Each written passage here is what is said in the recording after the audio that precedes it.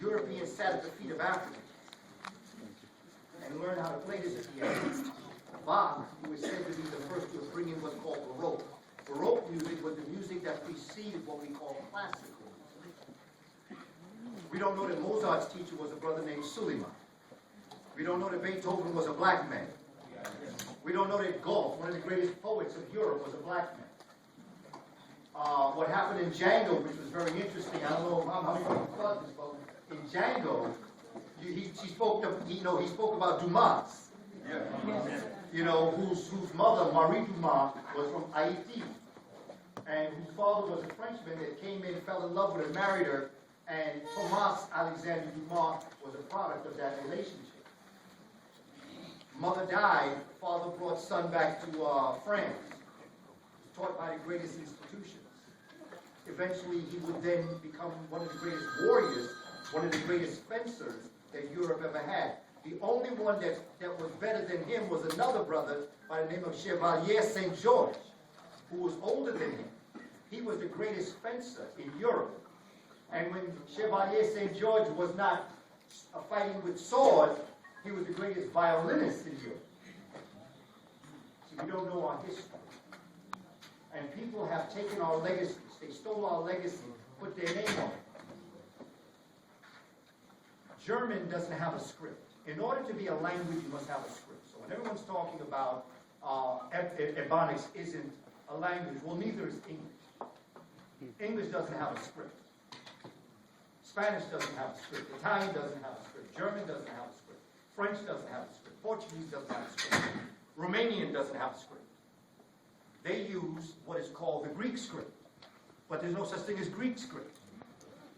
Because Greek script is, when you look at the Rosetta Stone is a stone that you can find in British Museum. In fact, I have a DVD where I'm doing a tour of the British Museum, and I do like a 15-minute class right in front of the Rosetta Stone. And I'm explaining to the African community in London that when you look at that, they say that the top is Medunetta, or what's called hieroglyphs. The middle, they say, is erratic or demotic, which is like everyday language. And then the third script, they say, is classical Greek. That's not classical Greek. That's another African script that the Greeks adapted. Greek don't have a script. But let's look at the common sense, because, see, first of all, please, family, don't believe a word I say. I'm not here to make you believe me. I'm not interested. I want you to start to think. That's all. Just think. Any good facilitator or teacher, all they want, really, is to make you think. That's why you have homework. To check out if the professor knew, the teacher knew what they were talking about. Mama, I answered that question. See, Dr. Clark used to call it talking in the circle. I call it teaching in the circle. I got your point. But now I'm going on topic associate. I'll get back to your point. The Greek script is African script. It's another form of Kamenic writing. Now, when you look at that Kamenic writing, what do we tell our children? Young sister, young people, when you write your ABCs, you are writing in African language. But we don't know that because they have so superimposed their own dominance over us, we believe the untruth. They don't have a number system. They call it a Hindu-Arabic. It's not Hindu-Arabic. Neither Hindu nor Arabic has number system. They learned that from the Moorish Dravidians. They don't have the originators. Not to say that things were not brought to other levels. It's not to say that things were not improved. I'm not going to say that. Greeks added some stuff to math. Greeks added some stuff. But there's no such thing as Greek people. Greek people don't exist. Greek people are not, even Alexander wasn't Greek. He was Macedonian. And even Macedonians aren't Macedonians. They're Northern Germanics. And they by waves came into a land that was inhabited by African people who had come out of Africa and gone into the Mediterranean basin and took up all of that space, whether we're talking about Crete or Minoa, whether we're talking about the islands of Malta, the Greek areas, the Turkish areas. These are all African areas where Africans live. When Eurasians came out of the mountains and came down, they met these African people blended with these African people, and then brought forward a so-called culture. How? Listen. You have science, you have math, you have all these different subjects, right? Right. That they say Greek. But how could Greeks have written information in a language that they did not have? If they learned science and they learned math from Africans, how could they have translated it into Greek if from the Greek culture and philosophy they didn't have math and science? You have no words to make comparisons to.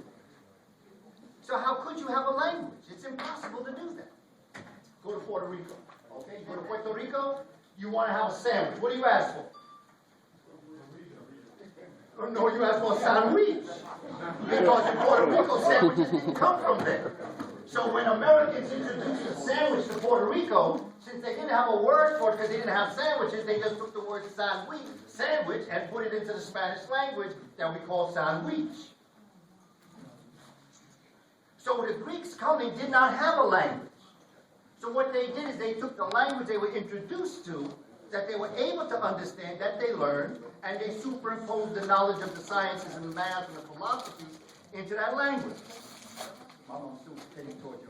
I just want you to know that, because a lot of folks say, hey, my children think I'm a random person every minute. That's all right. We have to understand who we are as a people. We have to understand our greatness. So I say all that I've said to you to return back to Mama's question as it relates to the word astronomy. Because it's right in front of us. As is an African word. It's a feminine principle. Ast. That is where Aset comes from. Greeks called her Isis. Africans called her Ast or Aset. She was the symbolic mother of all principles. She was the principle of motherhood, sustenance, nurturing, bringing forward life, taking care of family. That's what she represented. Ra is an African word. It's not the sun. It's the light and heat energy that is emanated from the sun.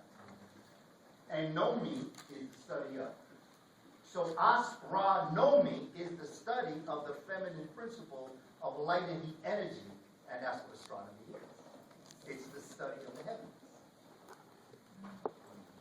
And it's a feminine principle. And that is why one of the most important natures as it relates to astronomy is Ma'at, who keeps astronomy in balance. She is the one that keeps things in balance. Ma'at has a male counterpart. Okay, Ma'at counterpart is Djibouti. And Djibouti represents knowledge and wisdom. And so Djibouti being knowledge and wisdom, and Ma'at being the path of righteousness and justice and balance and harmony, they're married to each other. And they're married to each other not so much as we would perceive a marriage, but they are married to each other because these are the two principles that once brought into the system, they now complete us as a people. Our ancestors were geniuses when they put these stories together. You see, but we're so busy trying to follow Budge and Wilkinson and all the other European people who are doing all of this meta hieroglyphic thing. We think they know what they're talking about. They don't know what they're talking about. Stay away from them. They're dangerous. Dr. Jacob Carruthers, that's a brother to listen to. Dr. Asa Hilliard, that's a brother to listen to. And of course, our sister, who is really the foundations, I believe, of the understanding of it, is our sister Raketi Wimbi Amen.